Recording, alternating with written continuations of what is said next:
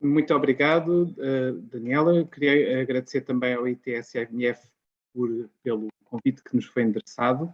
Eu tenho a impressão que a minha tela virtual não está a funcionar muito bem, mas de qualquer forma, pronto, eu vou passar, deixa-me cá só ver, escolher outro pano de fundo. Nós temos este institucional. Por assim dizer. You look funny. Acredito. Pronto, já desativei, melhor assim. Mais uma vez, queria agradecer o convite ao ITSMF, agora sem distrações de outra ordem, e estamos prontos então para iniciar a nossa apresentação. Também agradecer ao António pela sua colaboração neste evento. Nós temos um bocadinho curto para tudo, para o pedido que nos foi feito e que nós aceitamos com muito agrado, porque temos sempre muito prazer em explicar e dar a conhecer ao público as iniciativas do centro e como é que o centro pode ajudar o público. Portanto, sem mais demoras, eu passaria à apresentação. Vamos fazer o seguinte. Portanto, ao início eu vou dar um enquadramento sobre o centro, sobre alguma área em particular, que é da regulamentação,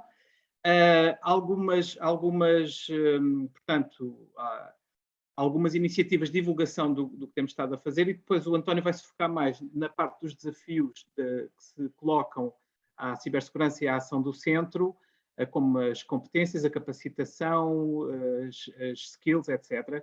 E eu terminaria realmente a falar da questão da certificação como uma estratégia de desenvolvimento e capacitação das organizações nacionais.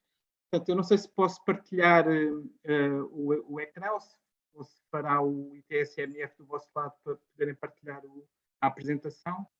O Vasco pode partilhar à vontade. Posso partilhar, ok. Pode. Então, vou tratar de partilhar então e depois passo então a palavra ao meu colega. Portanto, vou falar um bocadinho, como já disse, do centro, em particular da regulamentação. Não sei se já estão a ver a minha tela. Sim. Sim. Portanto, as ações de divulgação do Roadshow Nacional, os principais desafios da cibersegurança no contexto português, que será o António a falar, e depois eu terminarei falando da certificação em geral e depois em concreto do esquema de certificação para o Código Nacional de Referência para a Cibersegurança.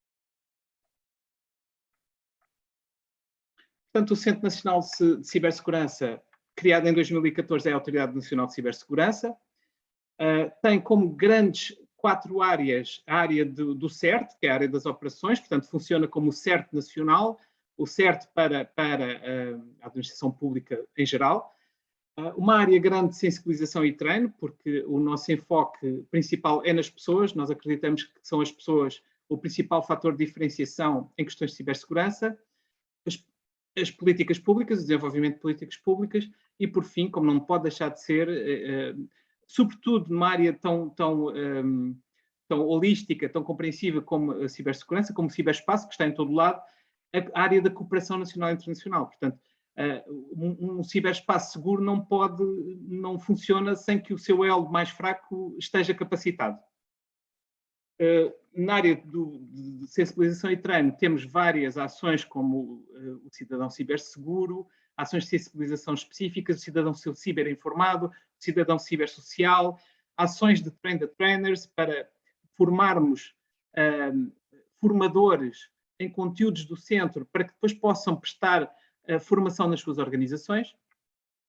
No campo da cooperação nacional e internacional, movemos nestes contextos, portanto, sobretudo no campo da União Europeia, e depois no campo da NATO, da Organização para a Segurança e Cooperação na Europa e no campo da OCDE, e no plano nacional movemos quer com a administração pública, quer com outros parceiros da sociedade civil, como empresas e organizações não governamentais, mas também com operadores de serviços essenciais, na acessão da diretiva NIS, e também operadores de infraestruturas críticas, como parceiros preferenciais.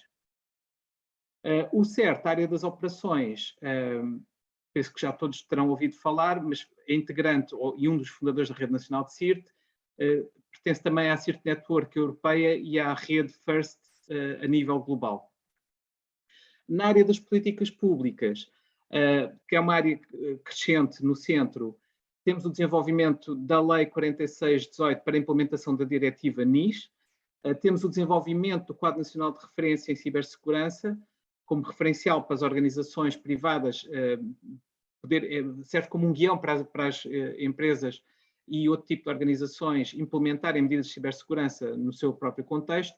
O roteiro de capacidades mínimas, que também apresenta um guião faseado para o desenvolvimento de capacidades nas organizações, sendo que essas serão as capacidades consideradas mínimas em cada fase, e o desenvolvimento da Estratégia Nacional, que eu não irei delongar muito mais, porque vai ser referida mais à frente.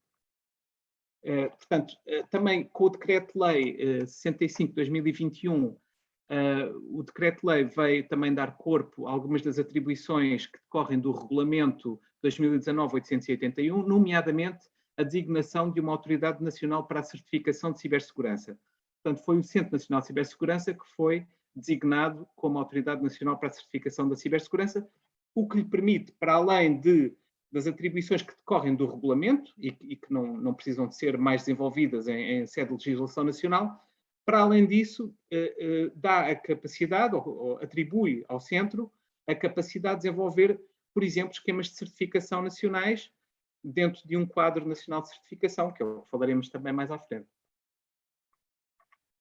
Como ações de divulgação, sobretudo desta parte da regulamentação, uma vez que há a noção de que não há tantas organizações que tenham plena consciência do que é que decorre da Lei 46 de 2018, dos requisitos que sobre elas impendem e das responsabilidades que sobre elas impendem, tratou o Centro de proceder a uma ação de divulgação muito importante, que foi o Roadshow Nacional, que decorreu já este ano e que teve como principais destinatários, precisamente, as entidades que eram os alvos da Lei 46 de 2018, a saber, a administração pública, operadores de infraestruturas críticas, operadores de serviços essenciais e prestadores de serviços digitais.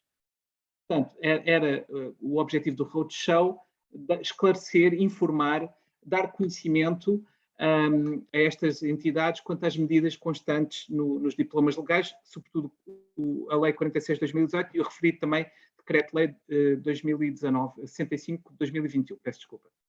Houve uma série de sessões de sensibilização com duração de 4 horas, que, portanto, seriam ministradas ou de manhã ou à tarde.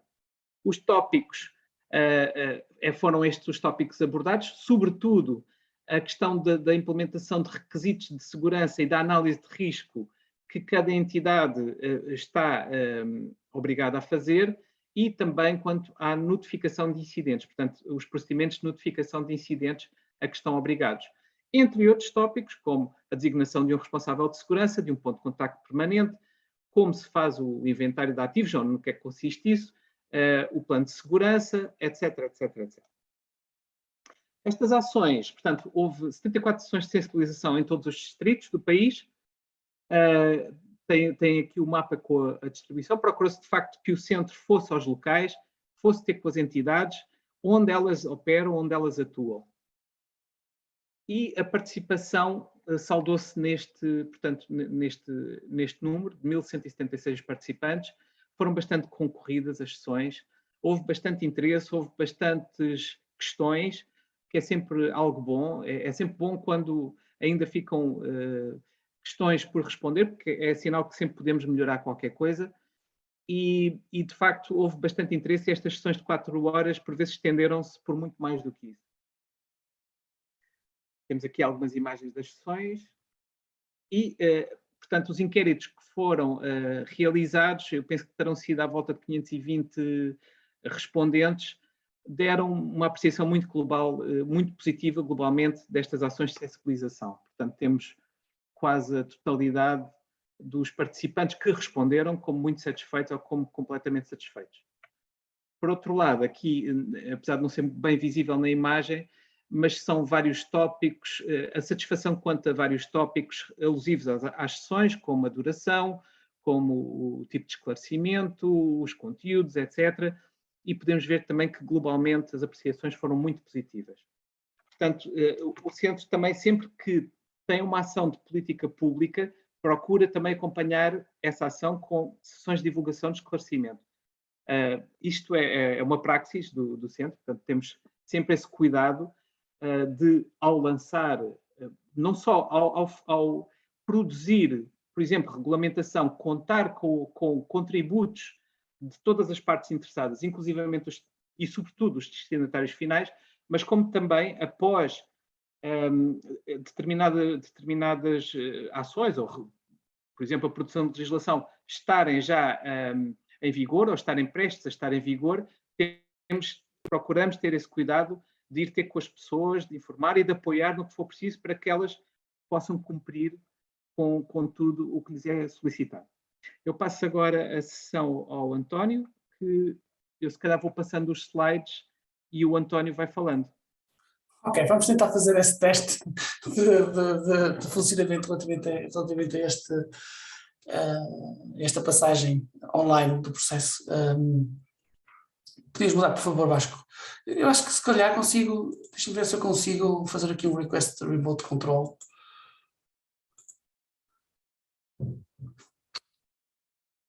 Já concedi. Ok, deixa-me. Já consigo. Ok. Agora não consigo entrar para trás. Ok, podemos começar por aqui, não há problema nenhum. Ganhamos aqui algum tempo relativamente a estes dois pontos que tínhamos falados. Na realidade, o meu ponto de conversa, o tema de conversa hoje era falar um bocadinho acerca dos desafios que nós identificamos no contexto português e como é que os obtemos e quais são as ferramentas que nós utilizamos internamente do Centro Nacional de Cibersegurança para ganhar conhecimento, ou pelo menos criar a evidência de que estes desafios não são meras evidências empíricas e, portanto, que acabam por ter muitas das vezes um impacto diferente e também na definição daquilo que é uma das nossas missões, que é a definição de políticas públicas, deverão ser sustentados por bases de conhecimento e por bases de trabalho nesta área. E, na realidade, este diapositivo que estamos a ver aqui é, na prática, o diapositivo sempre da apresentação daquilo que são os nossos desafios genéricos no âmbito do contexto português, que não varia muito daquilo que é um contexto da problemática da cibersegurança. Começando pelos desafios do elo mais fraco do problema da capacitação humana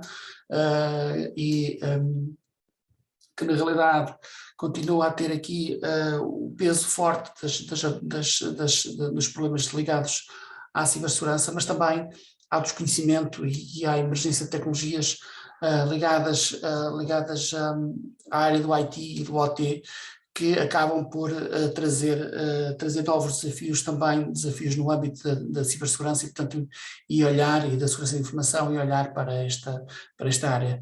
Desafios estes podem ser desafios bons, mas também podem ser utilizados para a componente mais maliciosa, não é? Para a componente de automatizar o ataque, simplificar o próprio ataque, o que nós começamos a ver, ou que é muito comum, o Cybercrime as a Service ou o Ransomware as a Service, é uma naturalidade neste momento nesta área.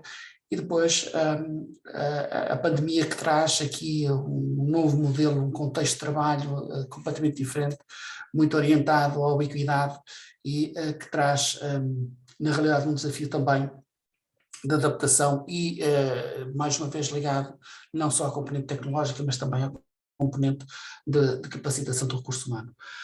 Depois, há aqui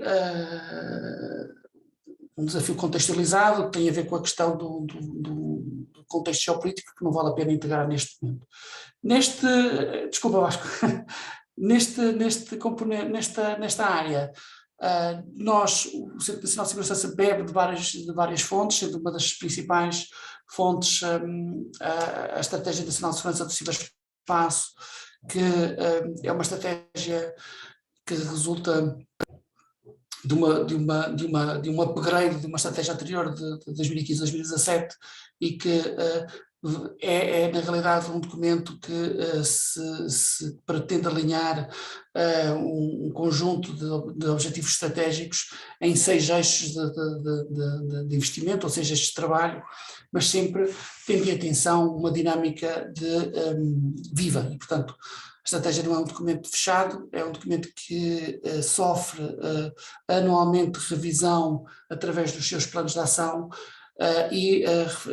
sempre com uma visão bianual, e portanto o plano de ação que é feito anualmente tem uma visão N do ano N, e o ano N mais um, também de uma perspectiva de criar maturidade e continuidade nas atividades que são colaborantes, das entidades que são colaborantes com a estratégia, que têm vindo a crescer.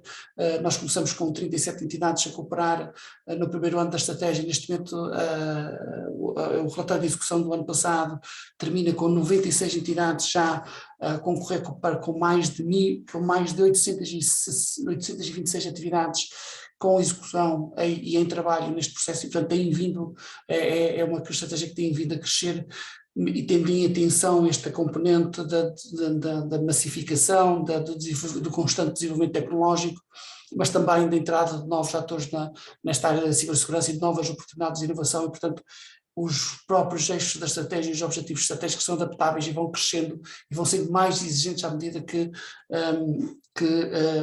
os anos avançam. Portanto, a estratégia terminará a sua visão em 2023, portanto, e temos já previsivelmente uma nova atividade a crescer neste processo. Peço desculpa. Uma segunda área do Centro Nacional de Cibersegurança, que olha muito criticamente para os desafios e que observa os desafios e estuda e cria conhecimento, e é o nosso observatório. O nosso observatório tem um lema que tem a ver com a partilha de conhecimento para a cibersegurança de toda a gente, de todos, e que visa observar o fenómeno da cibersegurança sob um conjunto de eixos numa visão multidisciplinar, que vão desde a sociedade às políticas públicas, à economia, passando pela ética e direito, mas também não esquecendo a inovação e tecnologias futuras, assim como riscos e conflitos. Este observatório publica e estuda anualmente, segundo um conjunto de eixos, e publica um conjunto de relatórios que vêm olhando para o contexto da cibersegurança no âmbito português, desde a componente de olhar para as políticas públicas, para a componente da economia, do relatório que vai sair muito brevemente, mas também para os riscos e conflitos, que são relatórios anuais que vêm crescendo e demonstrando a problemática da cibersegurança e, portanto, identificando riscos e também propondo medidas políticas públicas e de outras políticas para a mitigação destas componentes, mas também vem estudando a problemática da cibersegurança sobre a área da capacitação, da digitalização e da inovação, e vai publicando regularmente um conjunto de estudos que servem para nós e para todos nós e para este contexto olhar de uma maneira sustentada e mais científica sobre o projeto, sobre o componente do estudo.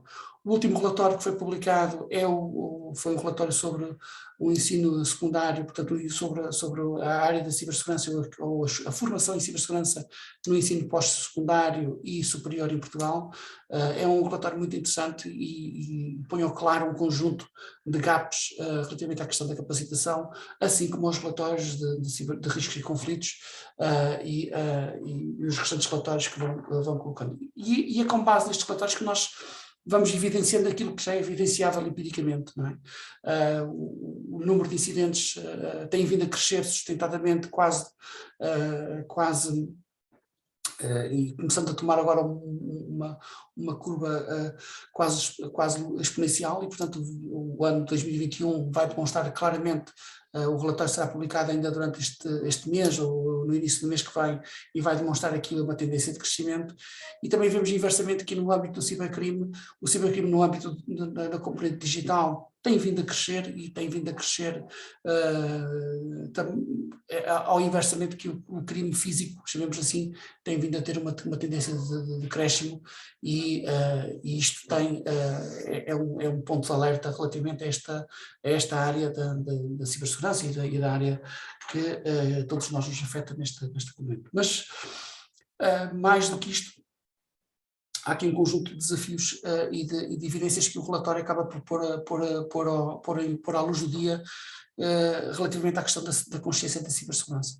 Começamos a ver, por um lado, as entidades da administração pública local e central a dizer que têm mais preocupações ou que estão a crescer na necessidade de ter mais reforço de competências em cibersegurança dentro das suas organizações, mas, contrariamente, vemos que as entidades têm vindo a decrescer na implementação ou no desenvolvimento de planos de estratégias de cibersegurança internas das organizações.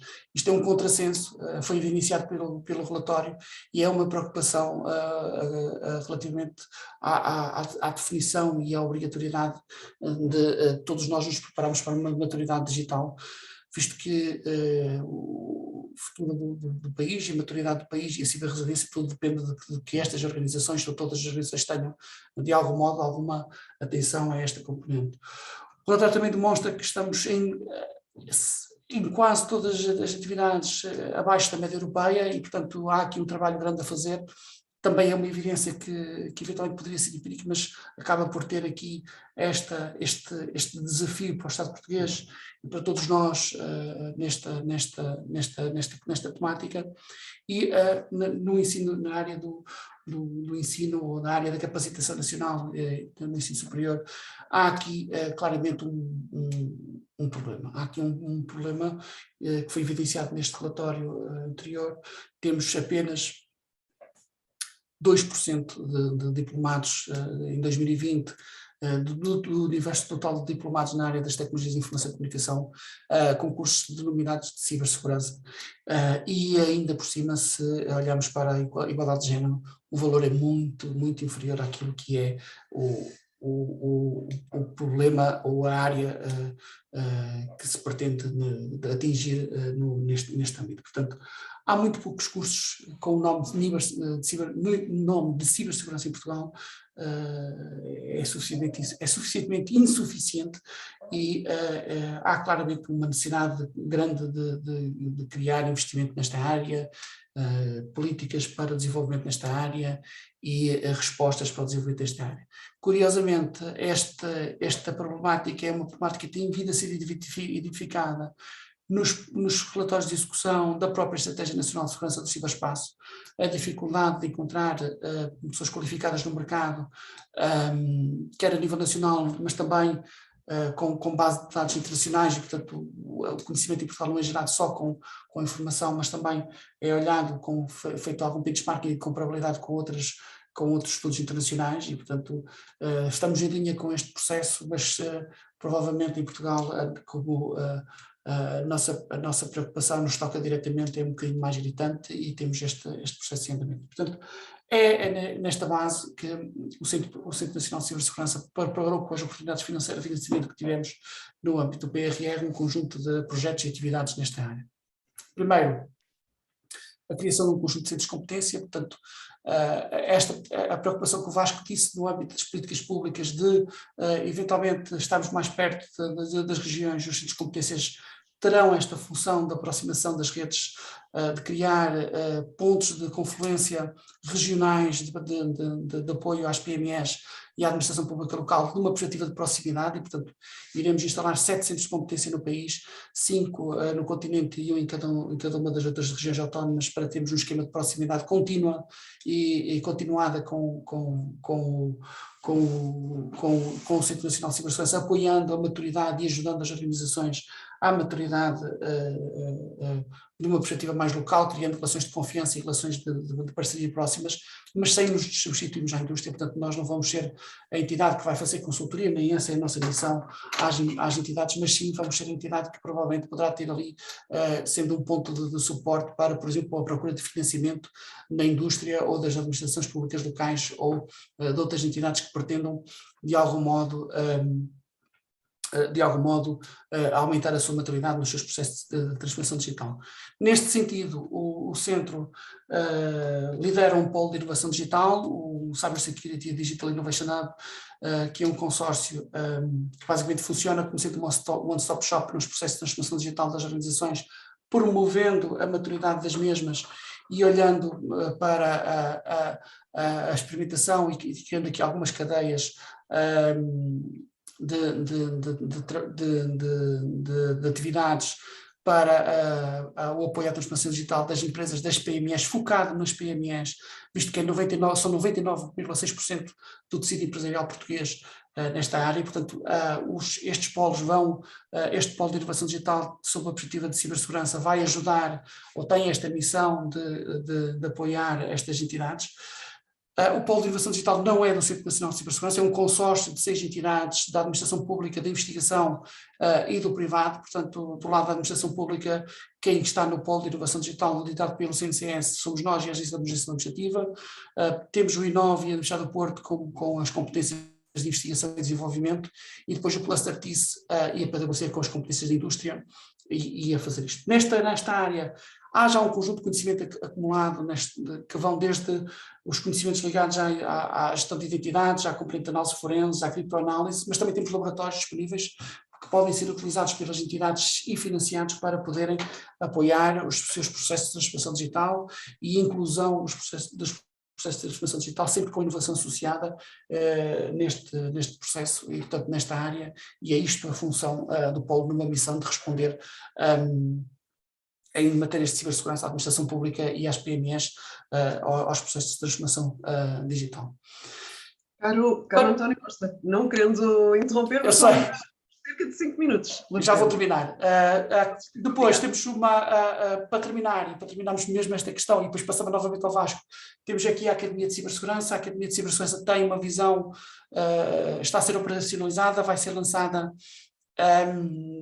muito em breve no centro, da Conferência CIDEIS, que vai acontecer agora brevemente, dentro de 15 dias, e, portanto, poderão saber mais pormenor acerca disto, mas pretende ser a resposta para fazer o patching aos problemas que já existem, enquanto o mercado do ensino superior não se adapta para criar as necessárias coberturas de lacunas. Portanto, a Academia de Cibersegurança pretende fazer o upskilling e reskilling dos recursos humanos já existentes dos organismos da administração pública. Tem um referencial de competência já publicado no site do Centro Nacional de Cibersegurança que permite perceber o triângulo de como é que se deve criar skillings dentro das organizações para esta componente, sempre nesta área. Portanto, a ideia aqui é promover a capacitação para as organizações, para os colaboradores das organizações, em estreita parceria com o ensino superior, e, portanto, as academias irão funcionar no seio do ensino superior português. Estamos neste momento a criar os acordos para que em setembro tudo esteja operacionalizado e permitam garantir também a acreditação dos próprios cursos que são feitos à academia, para depois as pessoas que tiveram, os colaboradores que tiverem os percursos formativos, que na realidade são 12 percursos formativos que vão desde CIO até analista de segurança, passando pela componente jurídica, pela componente organizacional, de management, de segurança de redes e por aí dentro, mas que depois tenham ECTS ou acreditação suficiente para poderem fazer estudos avançados dentro das organizações de ensino superior, tendo aqui alguma acreditação em unidades curriculares, permitindo esta componente. Os objetivos são muito, muito limpos, elas são alinhadas com o quadro nacional de referência de cibersegurança, portanto as competências estão definidas no quadro e a requalificação está olhada para esta componente. Temos mais de 44 cursos, vão trabalhar muito junto com os centros de inovação digital e com os centros de competência. Os cursos estarão geograficamente distribuídos e o nosso objetivo é, até 2026, fazer a requalificação ou o upskilling de 9.800 colaboradores na administração pública portuguesa e nas entidades que estão abrangidas pelo Decreto-Lei 65, portanto, operadores de serviços essenciais e operadores de serviços digitais. Portanto, não está focado na administração pública, está focado na indústria, mas também na administração pública, mas sim aos colaboradores que já estão inseridos nos quadros dessas empresas que de algum modo precisam de alguma qualificação neste processo, e garantindo aqui também algum pushing ao ensino superior para que comece a pensar mais na cibersegurança como uma estratégia, ou pelo menos comece a implementar como uma estratégia nesta área. Na área da cooperação, só para terminar, na área da cooperação, o Centro Nacional de Cibersegurança está a dinamizar a Rede Nacional de Cibersegurança, como a Vasco diz, estamos a dinamizar a criação de fóruns de partilha de informação em verticais, desde a energia às redes de distribuição de água, passando pelos mídias, pelas telecomunicações, através da dinamização das redes da ISAC nacionais. Na perspectiva técnica, um projeto que nós chamamos Panorama, que é na realidade um projeto de federação de CIEMs, mas que tem um conjunto mais de inovação, onde se inclui alguns indicadores ligados à atenção social, à utilização da inteligência artificial para dar uma visão de panorâmica da segurança do ciberespaço nacional, granularizando isto até às entidades que colaboram nas organizações. Portanto, é um projeto de federação de CIEMs neste processo mais técnico, e terminando por um programa que para nós também é muito, muito interessante e muito acarinhado, que tem a ver com a identificação de talentos nacionais na área da cibersegurança. É uma iniciativa chamada Cyber Security Challenge Portugal, que resulta também de uma cooperação, não é um programa exclusivo do Centro Nacional de Cibersegurança, resulta de uma estreita parceria entre a academia o centro e também as comunidades de cibersegurança nacionais. Estamos a falar neste momento de um projeto que envolve o Centro Nacional de Cibersegurança, o Instituto Superior Técnico, a Universidade do Porto e a AP2GSI, e que visa identificar talentos nacionais na área da cyber e tentá-los mantê-los no lado bom da força. E é um programa que muito nos orgulha. Temos vindo a crescer sustentadamente na posição a nível europeu, competimos anualmente nas competições nacionais e internacionais e europeias neste processo. Ficamos posicionados em 10º lugar em 2019, 2021 ficamos em 7º em 2021, e portanto estamos agora a iniciar as provas de qualificação para o evento de 2022, mas no entanto temos na equipa da Team Europa um dos membros da equipa europeia, que foi selecionado por uma equipa internacional para competir agora no primeiro Mundial, do International Cyber Security Challenge do Mundial, que curiosamente é o team captain da equipa Europa, de uma equipa onde foram selecionados 15 hackers dos 27 países europeus que concorreram. E também temos muito orgulho em termos o capitão da equipa que representa a Europa ser um português, ainda por cima na área da criptografia, que é um grande gap nesta área. Curiosamente, dentro desta equipa Europa, também temos um treinador, um dos treinadores da equipa Europa, um dos 2 treinadores da equipa Europa é também português, e o que quer dizer que também pertence, também está envolvido na iniciativa, o que também deve deixar Portugal orgulhoso neste processo, e portanto temos este desígnio nacional também de trazer, de identificar talentos e trazer estas pessoas para esta área. Vasco, eu passava tudo rapidamente as coisas, peço desculpa por ter ocupado muito tempo. Sim, tenho aqui este papel quase de semáforo, portanto diria que temos mais ou menos o tempo de um tema a tocar na rádio, cerca de 4 minutos pela frente. Eu também quero agradecer ao António, não ter pedido desculpa, porque realmente a vastidão de temas era gigante. Nós ontem dissemos 5 horas, no dia dissemos 5 horas, não é? Exatamente. Eu vou passar em frente esta parte mais genérica sobre o papel do centro na questão da certificação, e vou só referir aqui alguns dos referenciais que temos de capacitação, como o António já referiu, o Quadro Nacional de Referência para a Cibersegurança, que é um referencial com medidas de cibersegurança que as organizações, para orientar as organizações a capacitarem-se neste domínio.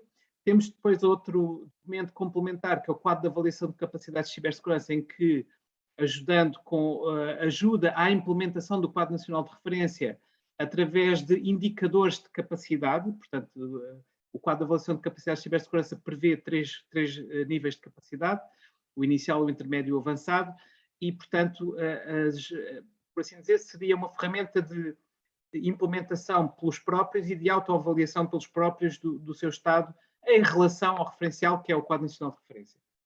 Eu já tinha também referido o roteiro para as capacidades mínimas de cibersegurança, que desenha um percurso de capacitação em cibersegurança em termos de capacidades mínimas.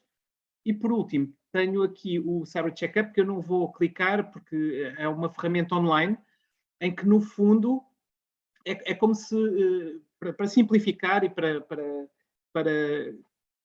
abreviar, é como se fosse o que está previsto no quadro de avaliação de capacidades de cibersegurança, mas online. E permite às organizações fazerem a tal autoavaliação em relação às medidas que terão implementado do Quadro Nacional de Referência.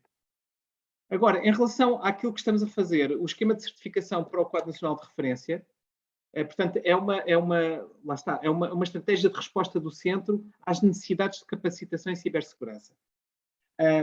O Quadro Nacional de Certificação da Cibersegurança está a ser, o esquema de certificação tem por referência o Quadro Nacional de Certificação, desculpem, agora estou um bocado baralhado por causa do tempo.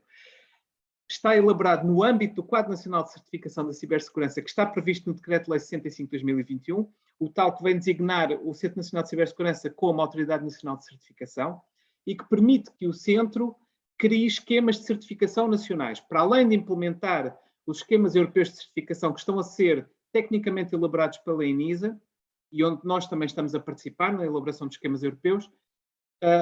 O Decreto-Lei permite que o Centro elabore esquemas nacionais, sendo que há uma condição no contexto do enquadramento europeu de certificação, é que não podem abranger o mesmo tipo de objeto, o mesmo campo de aplicação dos esquemas europeus. Como não há nenhum esquema de certificação europeu destinado às práticas de cibersegurança das organizações, o Centro está a elaborar um esquema de certificação para atestar a conformidade das práticas organizacionais por referência ao Quadro Nacional de Referência para a Cibersegurança. Como destinatários preferenciais, temos as organizações abrangidas pelo regime jurídico da segurança do ciberespaço, a referida Lei 46 de 2018, que serão as organizações da administração pública, organismos TIC da administração pública, operadores de infraestruturas críticas, operadores de serviços essenciais e prestadores de serviços digitais que têm especiais obrigações ao abrigo deste normativo. Quais são os objetivos de um esquema de certificação? Primeiro, para os candidatos, atestar a conformidade da implementação das medidas que estão previstas no Quadro Nacional de Referência para identificação, proteção, detecção, resposta e recuperação contra as ameaças que possam colocar em causa a segurança das suas redes e sistemas de informação. Auxiliar estas organizações a cumprir com as exigências legais, ou seja, a certificação pode ser uma maneira de garantir que essas organizações estão plenamente conformes com as exigências legais. Também, em termos de reputação, criar vínculos de confiança na relação das empresas com as suas partes interessadas externas e promover a diferenciação dessa organização e das suas ofertas. Quanto aos decisores políticos e organismos públicos, o esquema de certificação serve precisamente para sustentar políticas públicas de cibersegurança, que é o que estamos a fazer, podendo ser utilizado por reguladores, organismos de supervisão e outro tipo de organismos públicos, tendo em conta, como é óbvio sempre, o interesse geral do público e da sociedade. Para os utilizadores finais, ou seja, as entidades que se relacionam com as organizações certificadas, perceber que se relacionam com uma entidade certificada permite a essas partes interessadas externas ganhar uma representação do estado de cibersegurança dessas entidades, o que lhes pode até permitir ajudar a fazer escolhas informadas,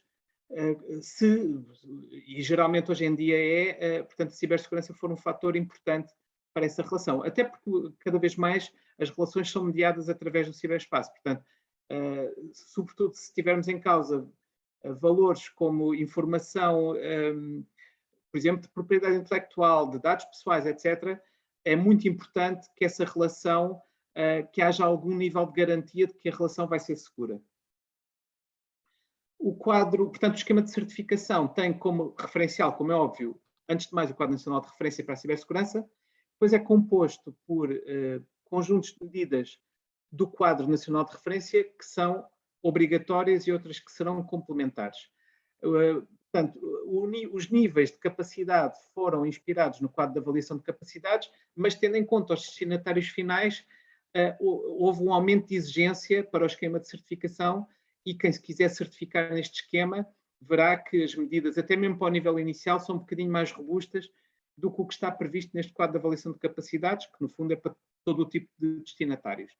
As medidas obrigatórias foram inspiradas nas medidas que estão previstas para o roteiro para as capacidades mínimas, uma vez que são aquilo que se considera capacidades mínimas de cibersegurança, considerou-se na elaboração do esquema de certificação que as medidas do quadro de referência que coincidem com as medidas do roteiro para as capacidades mínimas de cibersegurança deveriam ser então as medidas de aplicação obrigatória, e eu já explico um bocadinho o que é isso, portanto, com algumas nuances. Como já tinha dito, portanto, há um maior grau de exigência em relação ao quadro de avaliação de capacidades, temos as tais medidas de segurança obrigatórias e as medidas de segurança complementares. O âmbito de aplicação, o que vai ser certificado são as tais medidas de segurança que todas as entidades têm que implementar, As medidas complementares, o que é que são? No fundo, são um conjunto de medidas que podem ser ou não aplicadas pelos candidatos à certificação, dependendo do que é que o seu processo de análise e gestão de risco lhes diz que devem implementar. Portanto, o processo de análise e gestão de risco é fundamental, mesmo a ENISA, portanto, todo o contexto de cibersegurança europeu é fundado nesta noção de análise e gestão de risco, e o que determina é que as entidades que se vão certificar têm que primeiro fazer esse tal processo de análise e gestão de risco, perceber a que ameaças estão expostas, qual o tipo de segurança que precisam, qual o grau de cibersegurança que precisam, tendo em conta as suas necessidades, os seus clientes, etc. E em função disso, vai-se perceber se das medidas de segurança complementares, quais as que devem ser selecionadas ou não. E depois, dentro de cada nível, há maiores exigências de implementação e de demonstração de evidência perante o organismo de certificação. Este processo de análise e gestão de risco vai também delimitar o contexto de atividades da organização que vai ser objeto da certificação, vai ser objeto da avaliação no âmbito da certificação. Podem haver atividades que não façam sentido à organização certificar, portanto, não incluir no âmbito de certificação, mas portanto, o processo de análise e gestão de risco tem que ser muito bem feito e muito bem sustentado para apresentar ao organismo de certificação e para que ele possa comprovar que, de facto, não há atividades nucleares ou essenciais que ficam de fora deste âmbito. Como já referi, haverá 3 níveis de certificação progressivos, inicial, intermédio e avançado, permite uma evolução em direção a uma cada vez maior capacitação em cibersegurança, ao ritmo de evolução que a entidade precise. E, portanto, vou terminar referindo que já houve uma versão preliminar que foi publicada em 30 de dezembro do ano passado, houve uma primeira consulta pública, recebemos alguns contributos, entretanto houve um processo muito moroso de revisão, muito exaustivo, e uma nova versão está para breve a ser lançada à segunda consulta pública, as quais convidamos todos a contribuir. Será lançada no nosso site e daremos notícias muito em breve quanto a isto. Muito obrigado. E peço desculpa pelo tempo a mais que consumimos aqui nesta apresentação. Muito obrigada ao Vasco Vaz e ao António Costa. Sem dúvida que é de louvar este poder também de relatar em pouco mais de meia hora uma apresentação que já nos foi dito, que chegou inclusivamente a demorar cerca de 5 horas a fazer. Portanto, muito obrigada por isso. Passamos então à nossa fase de perguntas e respostas. Caríssimo António Bento, já temos 4, 5 perguntas aqui no ambiente de chat. Preferes pegar nelas também para início do debate ou preferes que controle daqui? Obrigado Daniela. Vamos já lançá-las. Obrigado, boa tarde a todos. Um obrigado ao Vasco e ao António, naturalmente, pela disponibilidade e pela excelente apresentação. Pegaríamos já, como é hábito, nas questões do fórum, deixando já um alerta também, que daqui a uns minutos vão receber um survey com 2 questões para avaliar e poderem dar feedback sobre o evento, que é muito importante para nós, naturalmente, porque temos tentado sempre melhorar de evento para evento. Relativamente à primeira questão, o Henrique Neto coloca aqui uma questão à equipa do Centro Nacional de Cibersegurança sobre os centros de competências, sobretudo na região norte, e onde estarão situados e se terão algum tipo de dependência de alguma entidade ou qual é o grau de autonomia que terão. Portanto, lançaria esta primeira questão ao Vasco ou ao António para lançarmos aqui o debate no fórum. Acho que se calhar eu pegava nesta resposta, visto que fui eu que fiz a apresentação, mas os centros de competência pretendem-se que funcionem, portanto nós vamos ter 5 centros de competência no país, distribuídos por NUT 2, e portanto aqui a distribuição geográfica é por NUT, e nós pretendemos que estes funcionem, podem ser localizados ou deslocalizados mesmo dentro da própria NUT, e portanto depende muito daquilo que as entidades que quiserem assumir o suporte, o hosting daqueles centros de competências o farão. e que nós pretendemos ou gostaríamos muito que estivessem muito próximos dos eixos económicos locais. Portanto, o que estamos a falar das associações empresariais, centros de desenvolvimento, associações de investigação, portanto, unidades de investigação, universidades, e, portanto, que estejam ligadas à incubação, ao desenvolvimento e inovação, e, portanto, para funcionar muito perto destas componentes, ou com relações muito estreitas nestas áreas de atuação. Os centros serão alvo de um acordo com as entidades e, portanto, aqui o Centro Nacional de Cibersegurança assumirá um papel de gestão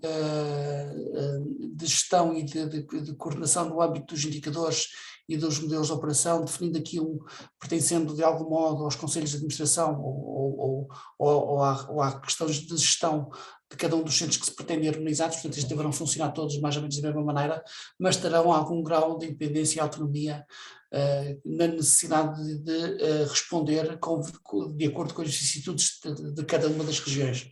O exemplo da região norte, de perfil de contacto e tipologia de indústria que existe na região norte é muito diferente da tipologia de indústria que existe na região do Alentejo, portanto há que terem atenção a estes pormenores. Embora os indicadores e o modelo de operação seja muito similar, estas entidades terão que terem atenção, estes centros de competência terão que ter atenção mesmo na criação de competências locais que estarão disponíveis naqueles centros de competências, esse pormenor. E, portanto, o funcionamento terá um dinamismo, a autonomia será grande pelas entidades que tiverem, de algum modo, parceria com o centro para ajudarem a dinamizar estes centros durante esses próximos anos, e é isto que se preconiza neste processo. Portanto, e é exatamente este modelo de gestão que nós estamos a terminar, de modus operandi que estamos a terminar e que muito em breve também será anunciado. A dica do Vasco, se calhar. Muito obrigado, António. Lançando já aqui também outra questão que nos chegou, e são duas questões que apontam aqui no mesmo sentido, até que nível, se estes níveis do quadro nacional de referência estão alinhados com as certificações do selo digital do IPQ. No fundo, qual é a relação formal com a norma portuguesa que regula os selos de maturidade digital? Portanto, são duas questões aqui que apontam neste sentido. E que estão relacionadas, no fundo. Não, de facto, os níveis do quadro nacional, do esquema de certificação do quadro nacional de referência não estão alinhados com as certificações de selo digital, porque são destinatários diferentes, têm objetivos diferentes. Nós também participámos na elaboração do selo digital, quer na definição dos requisitos técnicos, quer na própria elaboração portanto, do esquema de certificação. Foi um trabalho muito intenso por parte do Centro, do IPQ, da Comissão Técnica também de Normalização e de todos os seus componentes, do IPAC, sobretudo, mas digamos que são diferentes. O esquema do selo digital, para além de ser dirigido a PMEs, sobretudo, como destinatários preferenciais, não quer dizer que outro tipo de organizações não se possam e não se devam certificar no contexto de selo digital, está incluído no Sistema Nacional de Normalização. É um esquema que, portanto, pertence a esse sistema. A iniciativa até do próprio selo digital é do Ministério da Economia.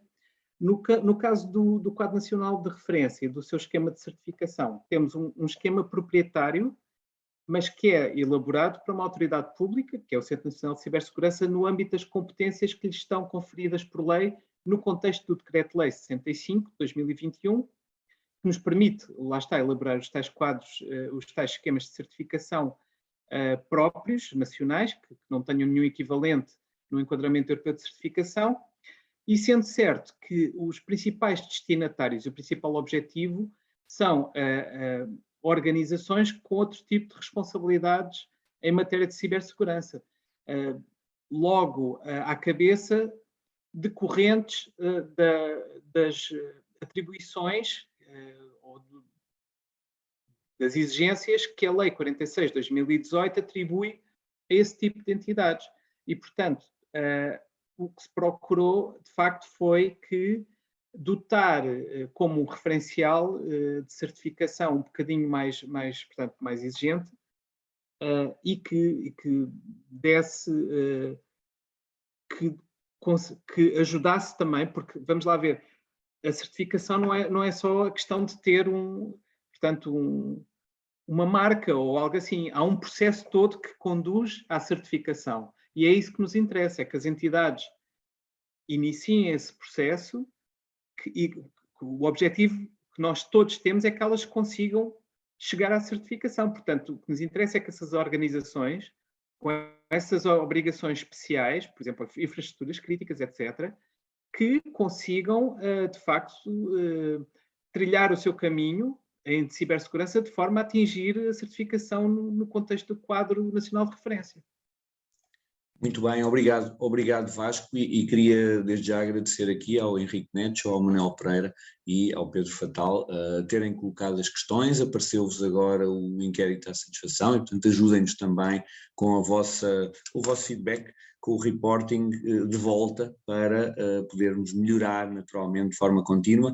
Estamos aqui a aproximar-nos do fim, de facto foi uma excelente apresentação com muito sumo, haveria muitas mais questões e eu ousaria lançar aqui ao fórum ainda o desafio de termos tempo se calhar para mais uma questão do fórum. Eu lançaria aqui para já duas muito rápidas. A primeira, o António tocou aí num ponto muito importante a nível da análise do conteúdo que têm feito e da evolução que têm feito, referiu aí a questão dos planos e das estratégias que de alguma forma não estão a acompanhar, se calhar face à expectativa que poderíamos ter, não estão a acompanhar as necessidades. E a minha questão tem a ver precisamente com os 1176 participantes nas iniciativas aí pelo país, de acordo com o mapa que o Vasco mostrou. Qual era o seu perfil? Estamos a falar de perfis mais técnicos e que estão naturalmente mais nas operações do dia-a-dia, ou conseguiram perceber que temos já, em alguns casos, participação de perfis com características de tomada de decisão, decisores, se não máximos, já muito próximo dos máximos, para poderem patrocinar todo este movimento, porque de facto é estranho haver uma boa adesão e de repente depois do outro lado acabamos por não ter plasmado a nível das estratégias, dos planos, das políticas, o reflexo deste movimento, não é? Que tem sido um movimento dado a conhecer, tem sido um movimento que tem vindo a alargar a onda. E, portanto, pedia só a vossa nota sobre este tema, porque, de facto, o decisor aqui terá um papel importante e os decisores por esse país fora. Se não te importas, António, eu posso responder, porque eu estive mais perto destas ações. Portanto, o retorno que me foi transmitido é que, de facto, houve uma grande variedade de perfis de participantes nestas ações. Mas, sobretudo, seriam pessoas mais da área técnica, embora também tenha havido pessoas com o perfil de decisor, de gestão, etc. Mas eu diria que, maioritariamente, seriam os responsáveis pelas unidades TIC das instituições, abrangidas, sobretudo, pela Lei 46 de 2018, que participaram nestas ações. E, de facto, também, até isso foi um dos tópicos por eles referidos, que, por vezes, eles estão conscientes, mas precisavam, de facto, ter um bocadinho mais de respaldo por parte da gestão, porque, às vezes, só estando no terreno e percebendo os desafios que se lhes colocam, é que se percebe o grau de investimento que, às vezes, também é preciso. Exato. Eu só gostava de dar aqui uma nota relativamente a este assunto. O Vasco mencionou no início da apresentação uma área do Centro Nacional de Cibersegurança que tem a ver com o seu programa de sensibilização e treino. Este programa está a confluir, na realidade, com a sua maturidade, acaba por confluir agora para a Academia de Cibersegurança, mas a Academia de Cibersegurança não se esgota na Academia de Cibersegurança. Existem mais iniciativas que estão à volta da área da sensibilização interna, uma delas é um programa de C-Level. A própria Academia de Cibersegurança tem formação específica para C-Level, portanto tem cursos orientados a C-Level, muito orientados ao management e à componente de ordem, e o centro faz regularmente ações de C-Level, inclusivamente são efetuadas pela nossa direção de topo também, às organizações e que, de algum modo, criam aqui algum awareness básico para a necessidade de investir e planearem o orçamento de investimento em cibersegurança. E aí este modelo também tem funcionado muito bem. Quando nós temos visto, e temos visto é quando fazemos C-Level numa determinada número de organizações, essa organização fica claramente muito mais ávida a consumir a necessidade da segurança de informação e a preparar-se para esta área, e portanto temos vindo a crescer. Provavelmente será essa uma das razões pela qual a colaboração da estratégia tem crescido drasticamente nos últimos anos, e portanto nós temos vindo a crescer sustentadamente. Em 2019 começamos com 36 entidades, em 2020 passamos para 74 e agora em 2021 temos 96 entidades. Todas elas tiveram, de algum modo, um contacto C-Level com o centro e tiveram esta componente. Mas não se esgota por aí.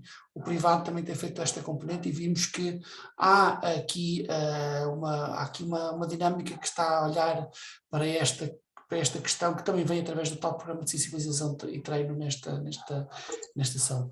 Curiosamente, eu também estive presente numa sessão ou duas do Roadshow Nacional e posso confirmar presencialmente que foi exatamente isto que o Vasco disse, mas já aqui havia uma necessidade de trazer os decisores à visão. Também o temos feito, mas se calhar não com tanto impacto como é necessário, mas estamos a fazer o caminho. Muito bem, obrigado Vasco, obrigado António. De facto este é um tema, tinha aqui um outro tema, mas terá que ficar para uma próxima oportunidade, porque vou dar naturalmente primazia aqui à Míriam Brito, que nos coloca uma questão no fórum, e será a nossa última questão para cumprirmos, obviamente, com o nosso tempo. Estendemos aqui 1 ou 2 minutos sem qualquer stress, porque o tema é rico, os oradores também deram aqui um excelente contributo e, portanto, eu penso que temos aqui este desconto de tempo, desde que não seja ao minuto 92 de má fama para as minhas cores clubísticas, mas de qualquer forma não é certamente aqui. A outra questão que eu diria que podemos abordar e devemos nestes fóruns e noutros eventos tem muito a ver com aquela questão da presença na academia do tema cibersegurança, dos conteúdos e, sobretudo, eu iria para montante da academia, a nível do ensino secundário, por exemplo, a nível dos cursos profissionais, aqueles que conferem formação de nível 4 e que muitas vezes são um bom trampolim na robótica hoje em dia, na mecatrónica, etc., para a academia, e, portanto, pode haver aí oportunidades, mas esta deixaria aqui a poisar um bocadinho para pensarmos e tomarmos um café ou almoçarmos um dia destes. Miriam, obrigado pela sua questão, também renovando o agradecimento aos outros participantes que colocaram questões, e terminaria por aqui despedindo-me, agradecendo ao Vasco e ao António. A Miriam coloca-nos aqui a questão sobre se as entidades prestadoras de serviços de cibersegurança que queiram apoiar os parceiros no aconselhamento e no apoio para a adequação com o Decreto-Lei 65 ou na adaptação para com o Quadro Nacional de Referência, se necessitam de efetuar alguma certificação junto do Centro Nacional de Cibersegurança para terem essa acreditação no apoio às entidades e, portanto, para ficarem mais legitimadas naturalmente e darem aqui mais, provavelmente, confiança também aos seus parceiros. Ok? E muito obrigado. Até breve. Obrigado nós, da nossa parte, ao ITSMF e também a todos os participantes. Em relação a esta questão em concreto, não está previsto nenhum tipo de acreditação ou de autorização ou de algum tipo de, por assim dizer, de autorização na parte do centro para entidades privadas que queiram prestar este tipo de serviços de apoio, de aconselhamento e de capacitação. O que está previsto no esquema de certificação para com o Quadro Nacional de Referência, e é uma exigência, é que os organismos de certificação, portanto, os organismos que vão certificar, os organismos de avaliação de conformidade, têm que estar acreditados pelo Instituto Português de Acreditação, na norma ISO 17065, que é a norma de acreditação para organismos de certificação de produtos, processos e serviços, e, portanto, o esquema de acreditação para os organismos de certificação poderá conter, e certamente irá conter, requisitos adicionais alusivos à competência dos auditores em matérias de cibersegurança.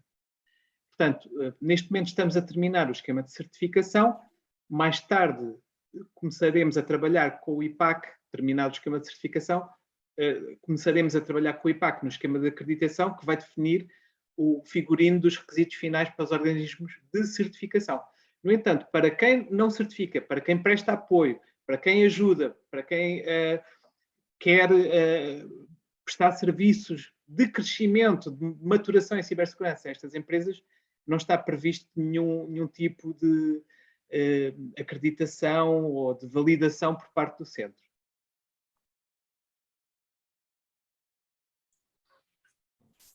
Eu gostaria de só dar aqui uma nota relativamente àquilo que o António Bento disse. A iniciativa Cyber Security Challenge PT está muito relacionada não só com o ensino superior, mas também com o ensino secundário.